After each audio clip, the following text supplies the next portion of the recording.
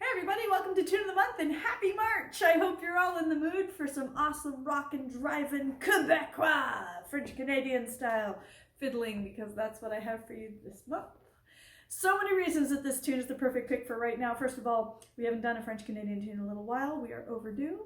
Second of all, I'm about to teach some classes online this coming month on specifically on Quebecois style fiddling. So if you want to join us for those, link is in the description of the video below. It's gonna be super fun. And I just freaking love this tune. there's really no two ways around it. It is totally spectacular. It's called La Belle Catherine. It's a classic, a wonderful, my favorite in the genre. And there are lots of versions of this tune floating around out there. The version I'm going to show you now is one of the most widely played in the key of D. And it comes from the playing of wonderful old school Quebecois style fiddler Louis Pitrot Boudreau. And it goes like this.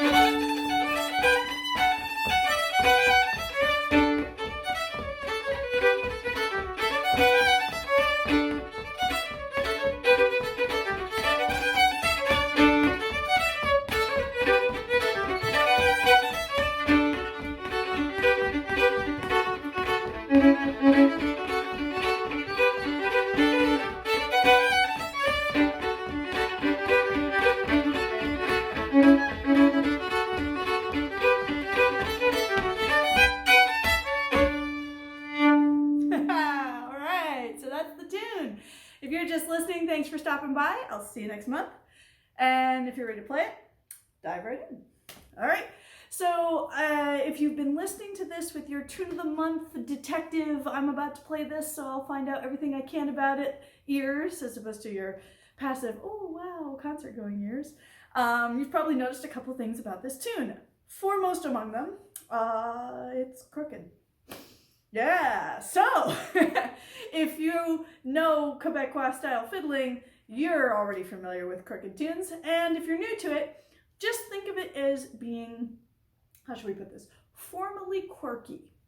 Rather than having a nice even 8 bars for each section, 8 bars of the A that repeat and then 8 bars of the B that repeat, what a crooked tune means is that we have either a little bit extra or a little bit missing off of different sections. And it means you have to warn your dancers about it. They probably want to know if it's crooked instead of what we call squared off, that nice 8 bars. But just like anything quirky, if it's well written, it just makes sense. And it's a little eccentric, but that's okay, it's cool. So we've done other tunes in past Tune of the Month videos that are, they could be crooked tunes, but we squared them off so we could play it for dancers. This one, we're gonna do it like it's written, nice and crooked. All right, so let's dive into this A section. I'm gonna start out by just playing it through slowly, and hopefully you can listen and grab some parts of this by ear just with me here as we go. All right, here comes the A section. Key of D.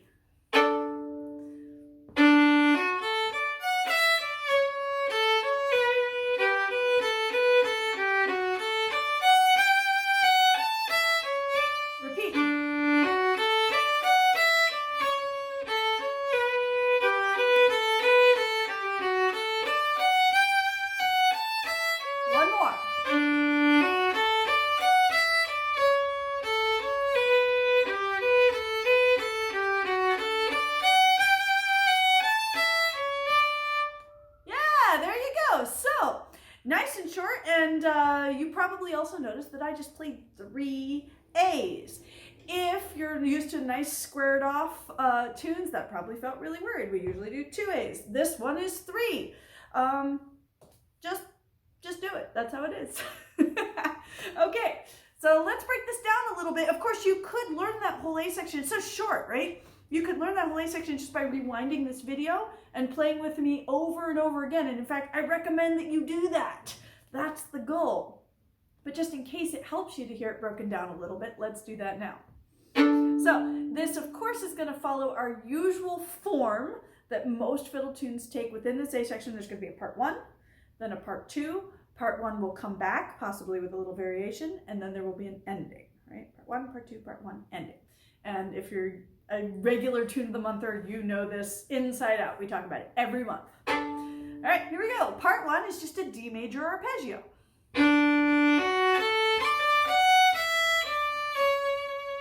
Now I'm adding one note there to kind of connect it, right? Let's do that again. Start on your D, go up the arpeggio.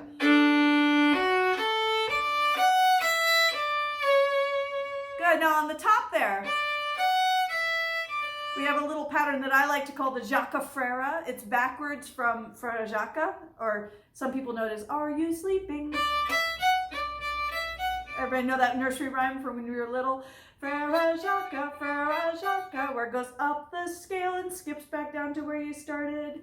Well, if I do that backwards, Jacques Frere, down the scale, skip back to where you started. Get it? Frere Jacques, Jacques Frere, it's backwards. No? Okay, well, it's an easy way to remember it. D major arpeggio and a Jacques Frere up top. Let's do it again.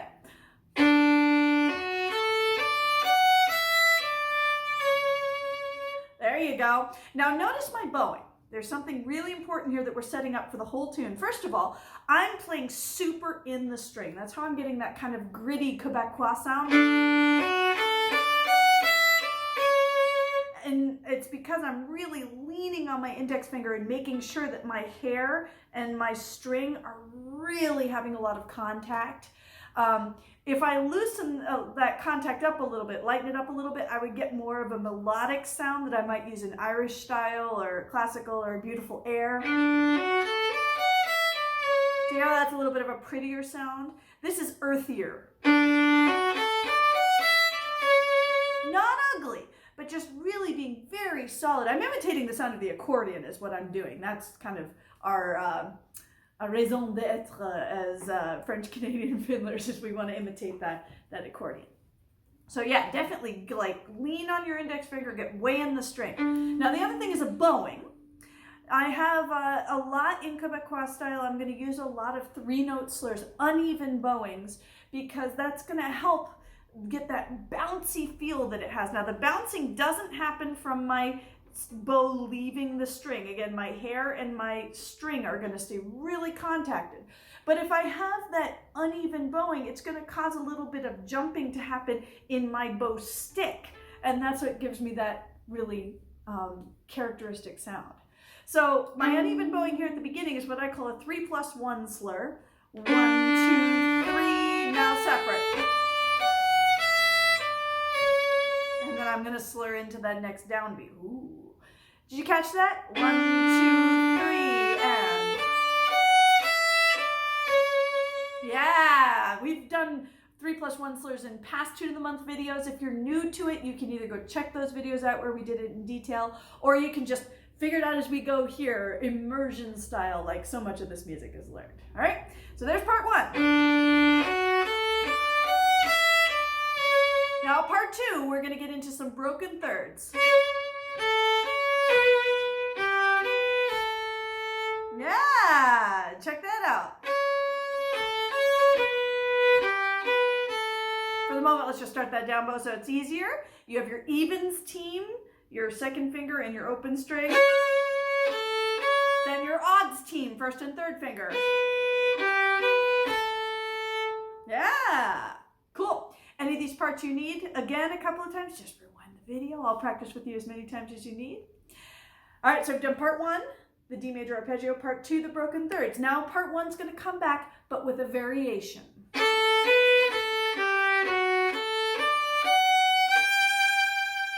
Yeah, so it's a little notier and more interesting.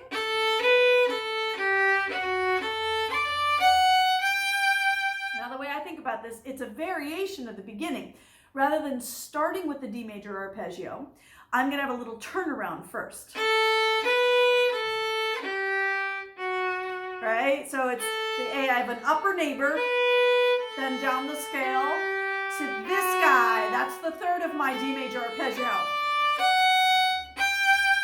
Yeah, so a little neighbor turn around and then up the arpeggio. Do it again with me.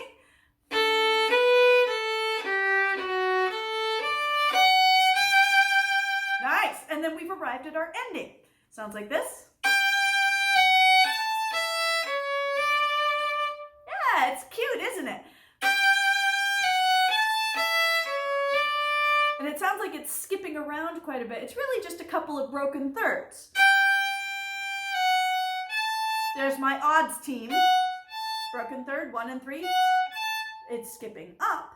Now I'm going to skip down with my evens team and land on my D, of course. So skip up, skip down, land. Now the bowing's really important. Did you notice I used the same 3+1 slur that I did at the beginning? 1, 2, 3, and now we're going to do the mirror image. 1 plus 3. 1, 3 plus 1, 1 plus 3. Do it with the bowing. Ready? Again. One more time for good measure, because this is going to come back in later sections. You really want to know it? And that's the whole A section. All right, you ready to try it? It's a short A, just 4 measures. Part 1, the D major arpeggio. Part 2, the broken thirds. Part 1, variation. And then our little 3+1, 1 plus 3 ending. Are you ready? We're going to do 3 A's in a row. Don't care if it feels weird, just do it quirkily. And D major. Broken thirds. Variation. Here's the ending. 3 plus 1. 1 plus 3. Do it again.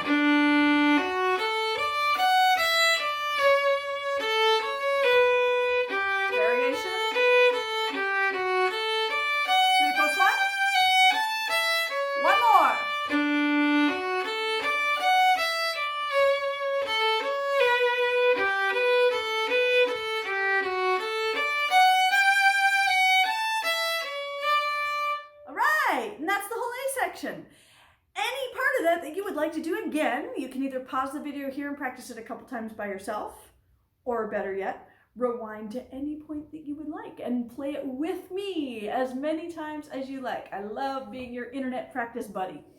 So yeah, mileage is good. All right, so let's go on to the B section. We've just played 3 A's. We're now going to play 2 B's. Here it comes.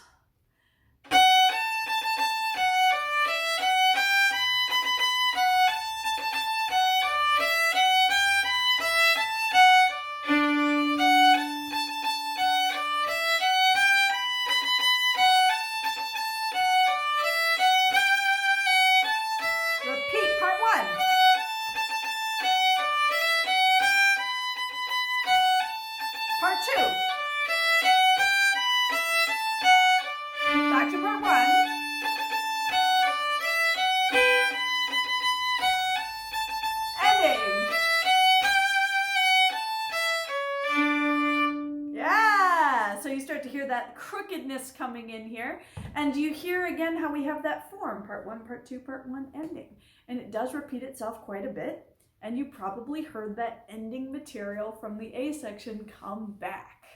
Okay, so the theme of the B section, if I think about it in my head, is these little triplets. Sometimes we call them cuts.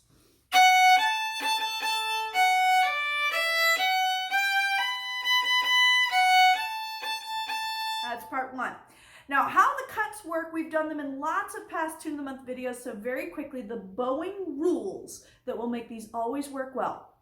Every time you have the triplet, the 3 notes, right here, always start them down bow, if you can possibly help it. And to make sure that the next thing you want to start down bow also starts down bow, the next 2 8th notes right after the cut, you're going to slur them to correct your bowing. If you get that habit in your arm, you will have a great time with these cuts every tune that you put them in. All right, so let's do that part 1.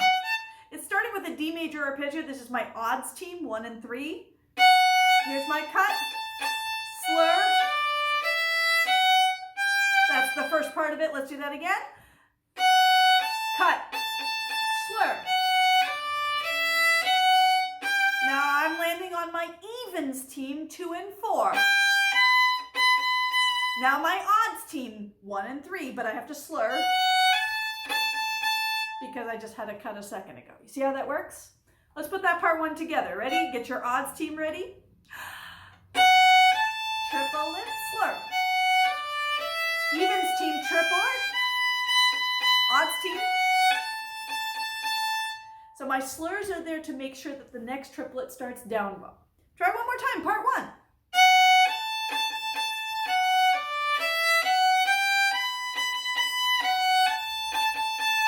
Nice.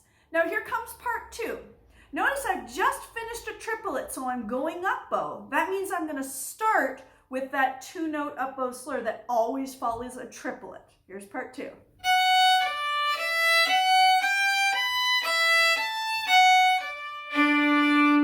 Yeah, do you notice it's a little situation? This time the skip comes first. Skip and back up the scale. And then I have evens team, A chord, evens. So it's almost like an abbreviated version of what we just did in part 1, right? It's starting up bow with the slur because you've just finished a cut at the end of part 1.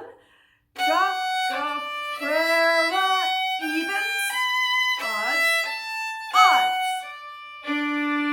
Nice. And notice at the end there, I stay going up bow and I give it that little double stop because it's fun.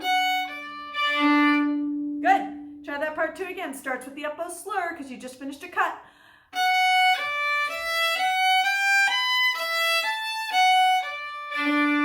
Yeah, one more.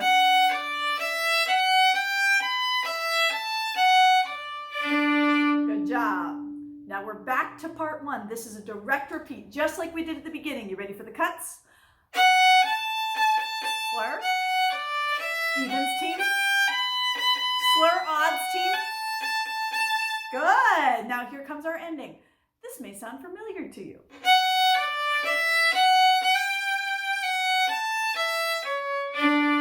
Aha!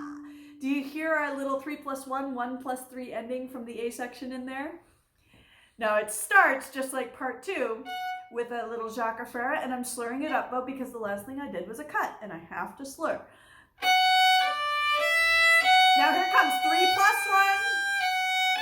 1, 1 + 3. Nice. Try that ending. Starts with the Jaca Frera.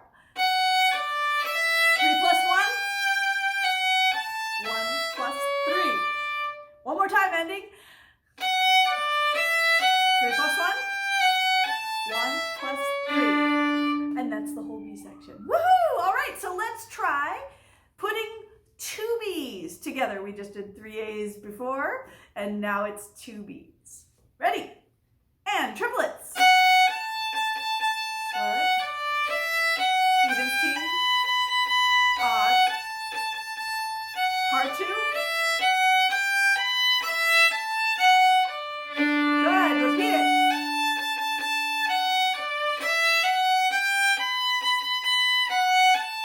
Here's the ending. 3 + 1, 1 + 3. Repeat.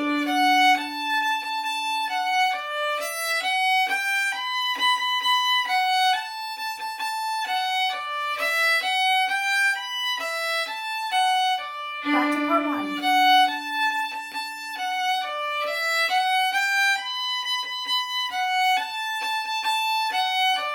3 + 1. 1 + 3. Very nice, and that's your B section. Woohoo! Okay, so this tune does have 3 parts. Now we don't actually play it A, B, C. When you're playing this for real, you're going to go 3 A's, 2 B's, 3 A's, 2 C's. Ooh. Okay, so we just learned the B section. Let's pretend now that we go play 3 A's. 3 A's, 3 A's. And now here we are at the C section. I'm going to play it through slowly. See how much you can pick up as you go with me.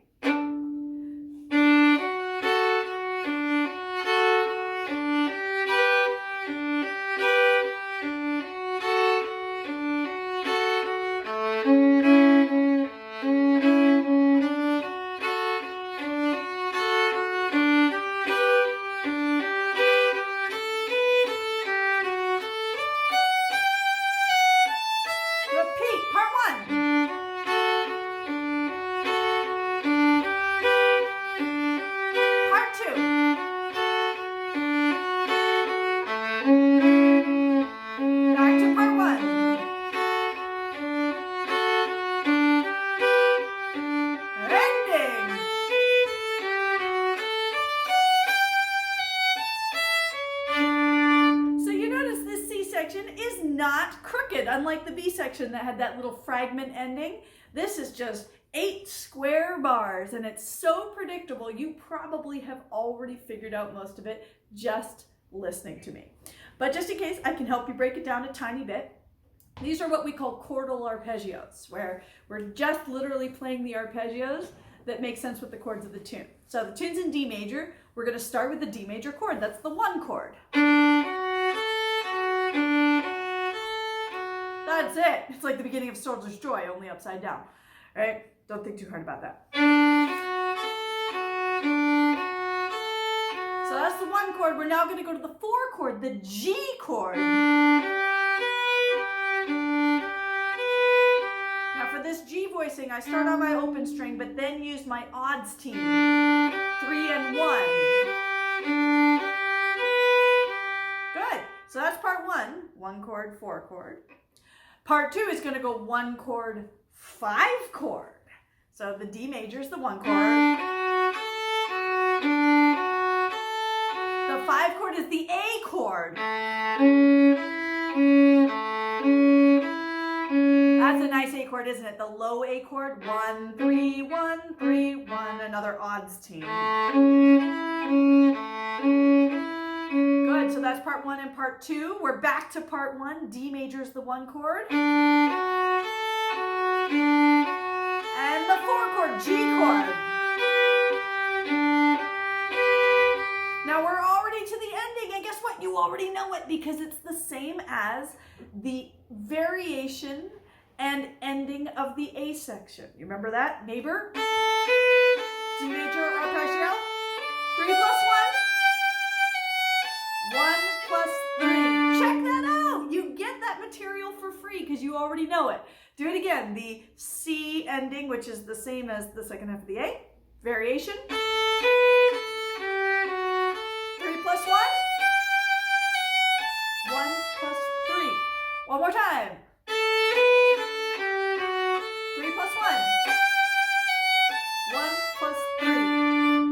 And lo and behold, you have the whole C section. Let's put it all together. Ready? 2, 3. 1 chord D major. 4 chord G. Part 2 back to D. A major. D major. G major. Here comes the ending. Are you ready?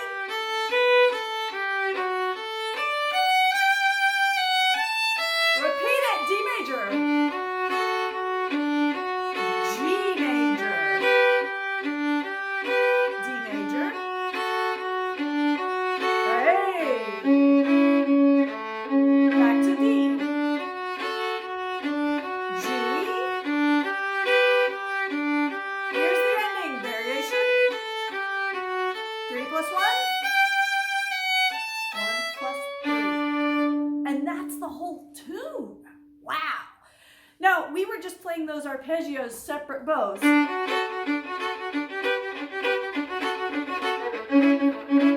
And you notice when I get a little faster, if I'm playing in the lower half of the bow and really leaning on my index finger so I stay in the string like we talked about at the beginning of learning this tune, that Quebecois sound, it's pretty groovy, right? Try that with me.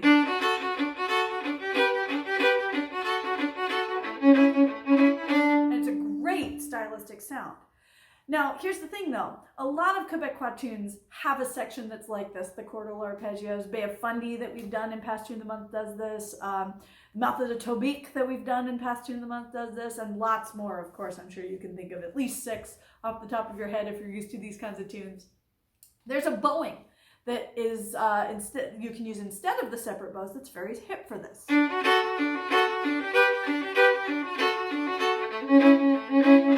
Right? And I'm essentially, what I'm doing as I play my arpeggio, rather than playing it cleanly like that, I'm leaving, when I cross the D major arpeggio, when I cross the string, I'm leaving my second finger down and playing that as a double stop with the top of the arpeggio. Do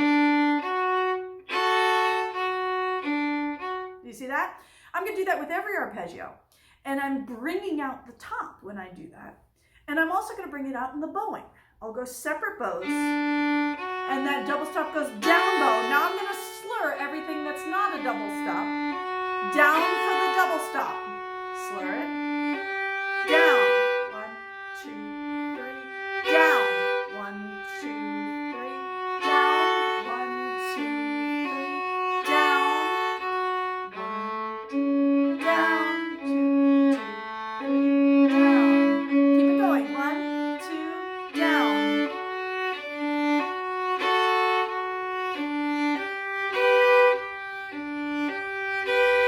Now normal for the ending. 3 plus 1? 1 plus 3. Yeah, so if you've done that bowing before, that pattern feels really natural and easy and fun with these kind of arpeggios. If you're new to it, it's going to take a little bit of coordination practice, but we're going down bow on the tops of the arpeggios to emphasize them, and then the little notes in between we slur up bow. It ends up being a 3-note slur up bow. Now, the cool part is, if you want to create some great bowing variation, switch off between the chordal string crossing slurs and the separate bows. If I do it quickly, it sounds like this. It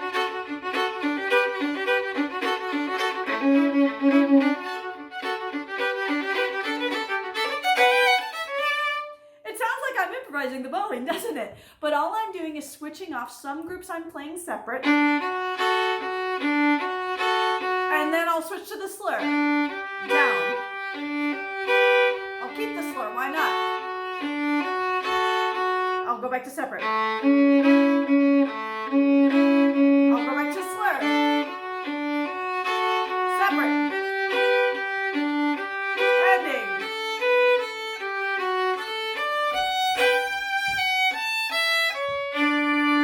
Yeah, so being able to switch that off is where you get that variation. And it's actually pretty easy to switch off, because if you want to get out of the slurring pattern, all you have to do is, after you do your down bow emphasis, play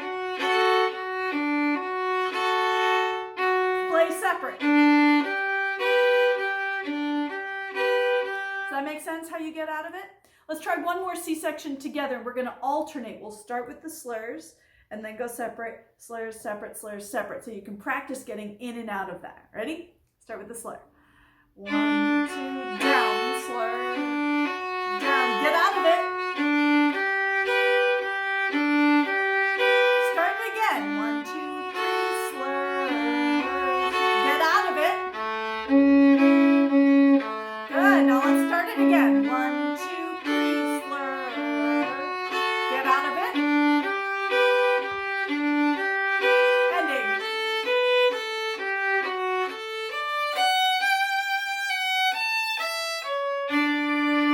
So that's a great way to practice getting comfortable switching in and out of the slurring versus the separate bows. And that gives you all your bowing variation you could want in the C section. You just switch in and out unpredictably. Well, predictably to you, but unpredictably to your listeners. And that makes it sound incredibly variated. And that's the thing about this style. The Quebecois style variations don't always come from melodic, from changing with the notes, the same way it does in other styles we would expect melodic variations. Melodic? That's a weird word that I've just made up that means variating by changing the melody. The variations in Quebecois style more often than not come from changes in the bowing, which drive changes in the rhythm. And so to that effect, let's go back to the A section for a second, and let's explore some ideas here of how we could variate using the rhythm. Remember that A section? Broken thirds. Ending, 3 plus 1, 1 plus 3. Yeah, got that back in your ears and fingers? Okay, so this A section has a lot of quarter notes in it, and those quarter notes are the moment that says, we could variate here, right? The quarter notes are the long ones, for instance, right at the beginning. Here's another, here's another, here's another, and we finish on one. Now, I was exaggerating them ridiculously here, so you could really hear where they were. But let's take a look at some ideas. Now, in the Quebecois style, one of the most fun things, and easy but effective, is when you have those quarter notes, rather than playing them as one long note, play them as double. Turn them into eighth notes, repeated on the same pitch. Sounds like this. Double, double, double. I probably wouldn't personally double that last one because I like that long note at the end, kind of puts a nice period at the end of the section, and I don't like to let that go. But hey, that's personal taste. You can try around with doubling the last one if you like. Let's try 3 A's. And for the first 2, let's just double everything that we can, all those quarter notes for practice. And then on the 3rd A, we're going to do what we would actually do in real life with this tune. We're going to alternate whether we keep it as a quarter note or turn it into doubles. Mix it around. This is how you start getting the variation. All right, here we go. We're going to start with all doubles to practice first. Double, double, double, repeat, double, double, double, double. 3rd A, you mix it up.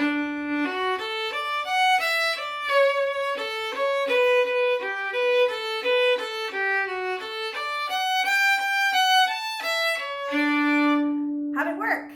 Now, where we chose to double or quarter note may not have matched, but that's okay because it's still the same tune. We're just hearing some different rhythms from you and from me, and that's cool.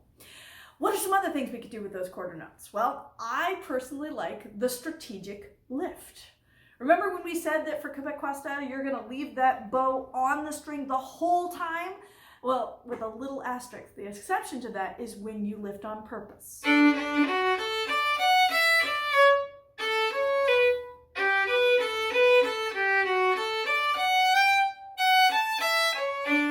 So when I want to do that, I'm going to make sure that I always slur up bow into the lift, and then the quarter note, I'm just going to cut it off and leave a rest.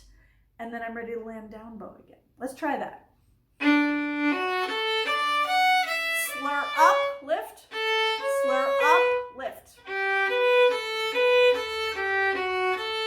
Slur up, lift, slur up, lift. Ready?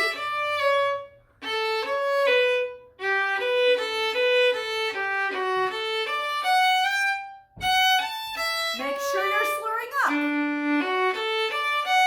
Slur up.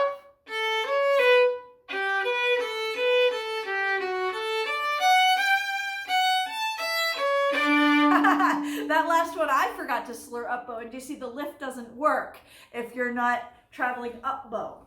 And if that happens, no problem. If you're going down bow on the quarter note, you'll just get a regular quarter note, or you could double it. Hey, because now we have 3 things we could mix up. What about even more? Let's add some double stops.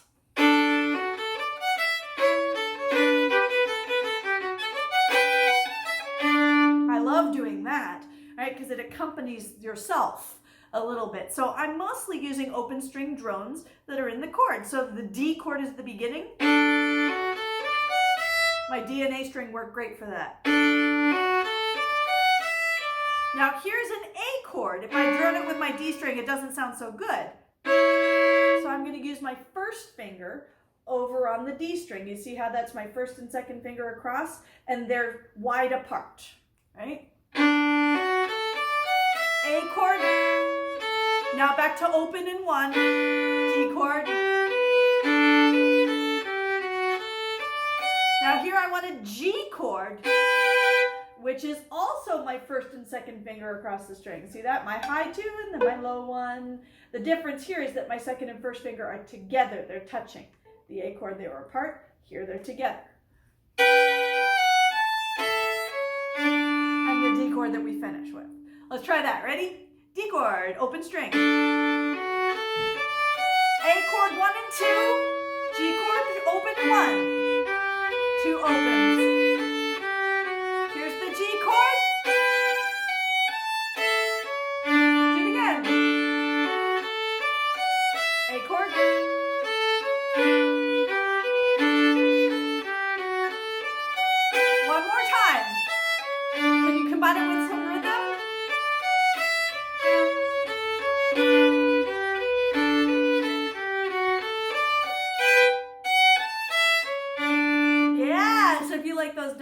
stops, you can practice that even more.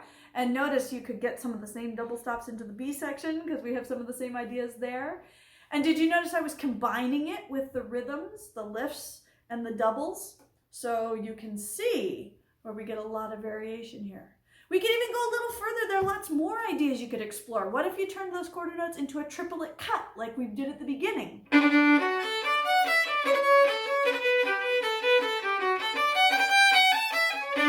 Notice I'm following the rules of the cut. Every time I play a triplet, I slur the next two. Slur, slur, slur, because that sorts my bowing out. So you can see how you could just get more and more ideas stacking into this A section, and you could take the same ideas and put them into the B section. Heck, you could take the same ideas and put them into your other favorite Quebecois tunes, or even your favorite tunes of another style, and make them sound more Quebecois. I just want to get you guys going with some ideas so you start being creative and improvisatory yourself with these rhythms, right? The purpose isn't to copy my version. The purpose is to use these tools and make your own version, because that's where it gets cool. All right, so I hope you have lots of fun playing with this tune. If you want to play the whole tune all together, go back and play with me at the beginning of the video. 3 A's, 2 B's, 3 A's, 2 C's. And you would repeat that as many times as you needed to drive your dancers crazy and then satisfy them completely. All right, guys, as always, if you'd like to see sheet music for this and any other future tunes of the month, you can, of course, go to my website, www.mariblack.com, and make sure you're subscribed to my monthly email newsletter. I always send out Tune of the Month sheet music each month to those of you who like to stay in touch by email. It's our special little club bonus. So if you're already signed up on that newsletter, you already have my handwritten scribbles for La Belle Catherine in your inbox. And if you're watching this in the future, hello future, you will sign up and get all future tunes of the month arriving in your inbox so we can play more and more together. But mostly learn it by ear, play with the ideas. You don't need my silly chicken scratch handwriting to fiddle. Awesome. I love hanging out with you guys. Hope you had fun, and I will look forward to seeing you next month.